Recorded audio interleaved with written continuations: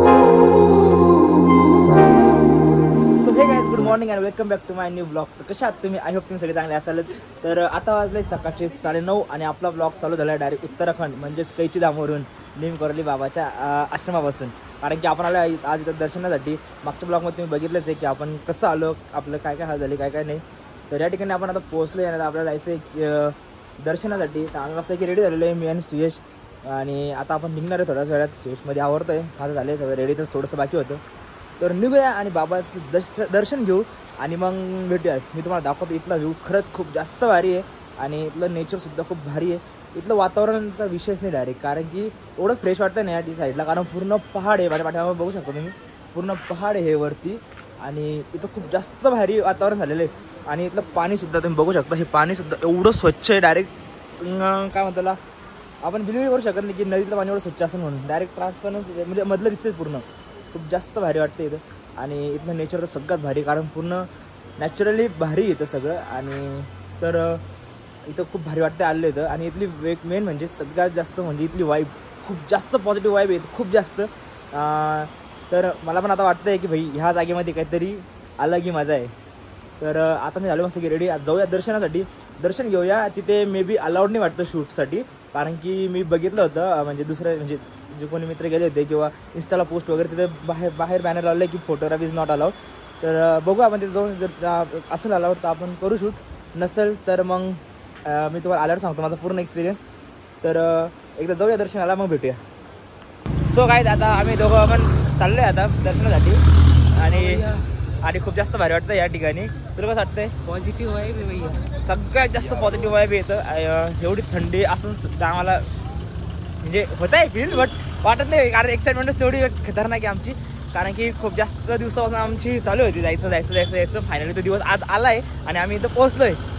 म्हणजे आम्हाला वाटलं होतं की आम्हाला एवढं लवकर बोलावा भेटेल म्हणून. इथून खूप जास्त लवकर आम्हाला बोलवलं आहे आणि आम्ही पण पोहोचलो इथं. आणि मे बी एवढे शूट असून सुद्धा आम्ही आलेलो आहे. सगळ्यात मेन गोष्ट ही आहे. आणि या ठिकाणी रस्त्याचा खूप इश्यू आहे, बट ना इथले लोक खूप जास्त चांगले पण आहे. कारण की लगेच ना ट्रॅफिक जाम झालं, लगेच 5 मिनिटात ट्रॅफिक उघडती पण आहे. आणि खूप जास्त भारी वाटतं इथं. आता थोड्याच वेळात आम्ही मंदिराजवळ पोहोचू, तर तुम्हाला सगळं दाखवतो तिथलं काय सीन आहे काय नाही.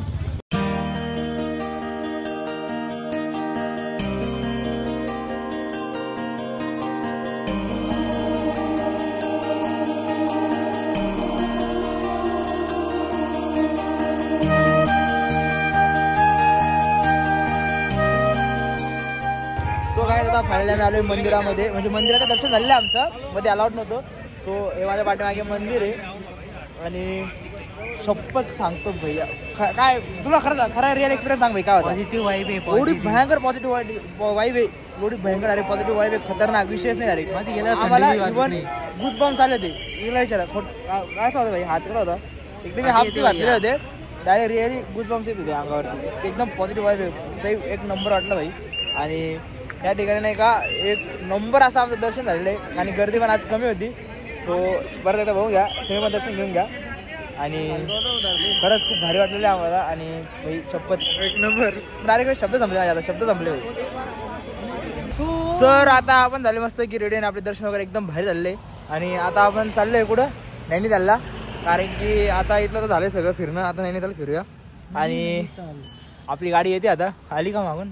नाही अजून नाही आली. आणि हे आमच्या सगळ्या बॅग वगैरे घेऊन आम्ही बाहेर आलेलो आहे.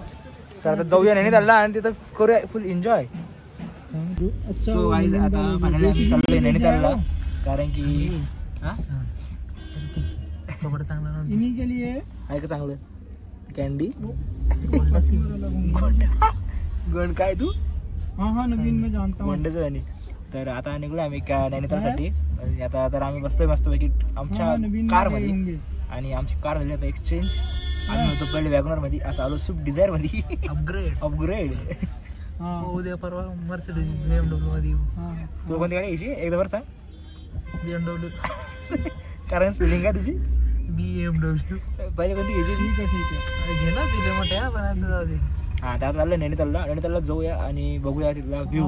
कारण की असं ऐकलंय की नैनितालला सगळ्यात बाप व्ह्यू आहे. आणि हां, तर आता जाऊया तिथं आणि करूया तिथं फुल एन्जॉय.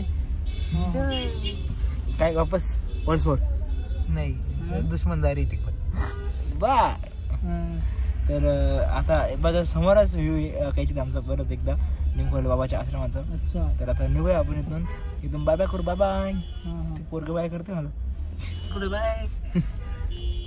तर जाऊया आपण निघूया आणि करूया तिथं फुल एन्जॉय. सो लेट्स गो.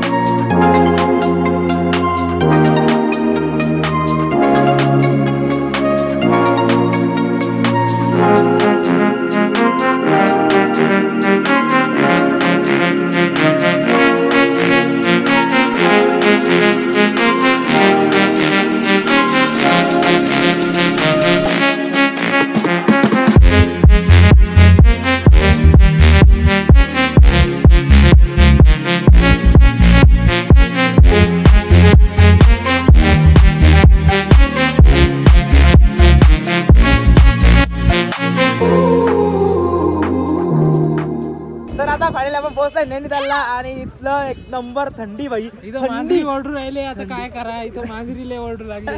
म्याव म्याव कर राहिले. इथं थंडी कशी सांग एकदा. इथली थंडी आहे. नेपाळ आलो मी आज. भाई थंडी म्हणजे ना आम्ही नाही का आलोय भाई कधीपासून सकाळी 4 वाजेपासून. आम्हाला अजून सुद्धा सूर्य दिसत नॉर्मल बघतो सूर्य. हे बघतो एवढं दिसतोय सूर्य बस.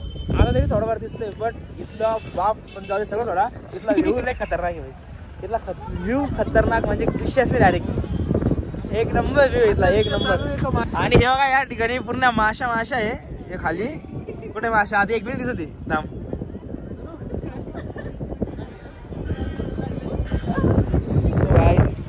एक नंबर व्ह्यू आहे आणि बघू शकतो तुम्ही. सो गाईज आता आपण निघूयात मॉल रोड वरती. कारण की आता आपण इथं खूप जास्त व्हिडिओज काढलेत. जास्त नाही काढले, 1-2च काढले. 1 काढलेत. आणि आता आपण करूया मॉल रोडला एंटर. या थंडीने आमची जीप सुद्धा ओळख नाही. गाड्यांचा प्रॉब्लेम आहे रे. रस्ते बारीक बारीक आहे.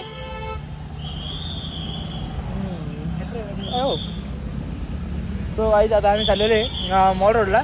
आणि इथला मॉल रोड जास्त फेमस आहे म्हणता. रोडवर सगळ्यात जास्त फेमस आहे म्हणतात. त्याच्यामुळे आपण बघूया काय खासियत आहे भैया रोडची. चल रे पटकन. तर मित्रांनो आम्हाला फायनली काहीची नैनितालला दिल्लीचा चांदणी चौक भेटलाय. ते बघू शकता तुम्ही ते समोर. आणि या ठिकाणी आम्हाला भेटलाय चांदणी चौक. कोणतं चौक? सो आम्ही आलो होतो इथे एका चर्च मध्ये.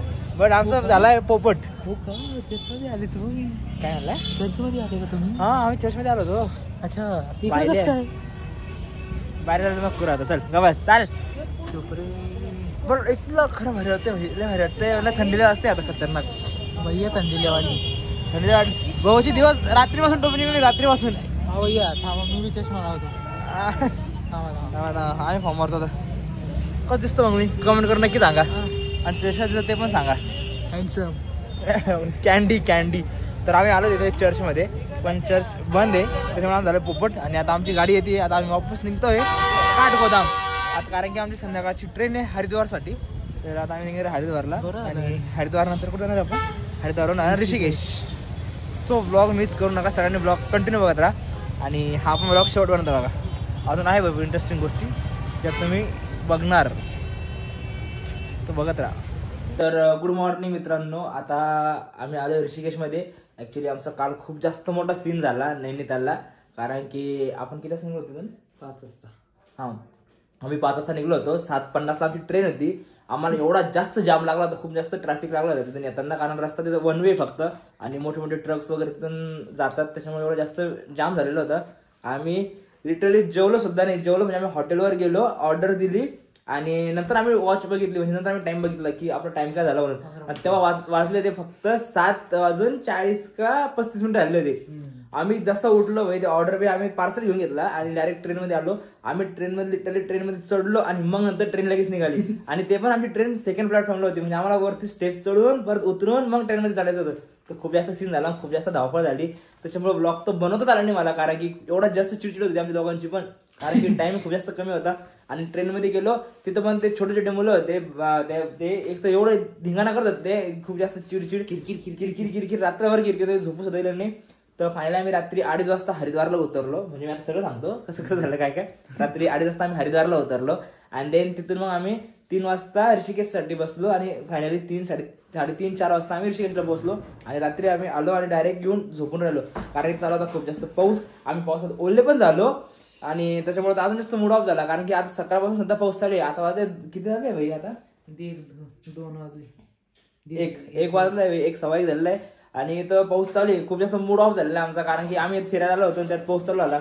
तर आम्ही तर रूमवरच आहे सध्या आणि हे असे आम्ही कपडे वाळू घातले जाते मागं सगळे ओले झाले ते कपडे. आणि त्यातल्या लाईट पण नाही सध्या, म्हणजे लाईट म्हणजे फक्त हे याच्यावर चालू आहे, इन्व्हर्टरवर चालू आहे लाईट वगैरे. आणि बस टीव्हीत वगैरे काही चालू नाही, गिझर पण सध्या बंद आहे. खूप अजून जास्त चिडचिड होती आता.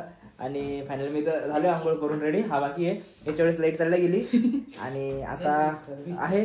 तर एक काम करा तुम्ही आता टेन्शन नाही घेऊ. तुम्ही आता एक काम करा, आता हा ब्लॉग मध्ये एंड करू आणि इथून पुढचा ब्लॉग ऋषिकेशचा स्टार्ट करू. नवीन ब्लॉग चालू करू एकदम भारी. ऋषिकेशमध्ये आम्ही काय काय करतो काय काय नाही तर तुम्ही नक्की बघा.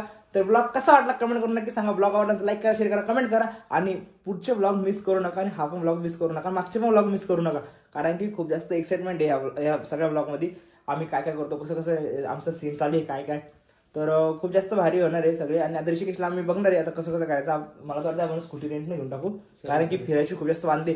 आणि आमची हॉटेल आहे ना ती अप्पर तपोवनला आहे. तर सीन असा की वरती काहीच येत नाही, 500 मीटर आम्हाला पै वरती यावं लागलं बॅगी वडून. तो एक वेगळा सीन होता. तर भेटूया आपण पुढच्या ब्लॉगमध्ये. तोपर्यंत बाय बाय. तर असंच ब्लॉग बघत राहा आणि पुढचा पण ब्लॉग नक्की बघा, पुढचे ब्लॉग मिस करू नका. तर भेटूया आपण पुढच्या ब्लॉगमध्ये. तोपर्यंत बाय बाय.